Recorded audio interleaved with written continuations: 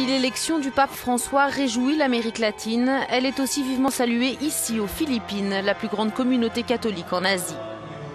Interrogés à la sortie de la messe, de nombreux fidèles ont confié que le pape argentin était selon eux l'homme de la situation.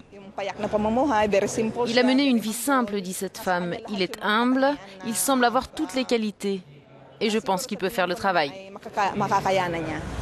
Nombreuses réactions aussi en Afrique. Ici, on est un peu déçus. On attendait un souverain pontife venu du continent. Mais l'élection de François est quand même saluée partout en Afrique et l'espoir de voir un jour un pape africain demeure. Le pape a toujours été un Italien et puis originaire d'Europe. Et cette fois-ci, il vient d'Amérique latine parce que c'est une église ancienne. Je suis sûr qu'après cela, il viendra d'Afrique. Si les Africains sont un peu déçus, ils voient quand même dans l'élection du pape François une belle chose, la possibilité d'une nouvelle perspective pour l'Église. Je trouve ça fantastique d'avoir un pape originaire de l'hémisphère sud et je pense que beaucoup de gens dans la pensée de l'Église devraient être sur la même ligne que moi. Car l'Église est vraiment en pleine croissance dans l'hémisphère sud, plus particulièrement en Amérique du Sud, en Afrique et en Asie.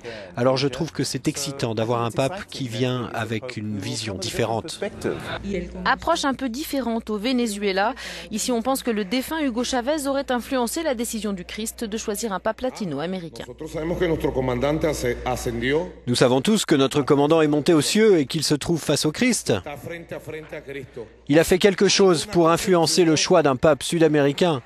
Et son intervention a fait dire à Dieu, il est temps pour l'Amérique du Sud. Alguna mano nueva llegó y Cristo le dijo, bueno, llegó la hora de América del Sur.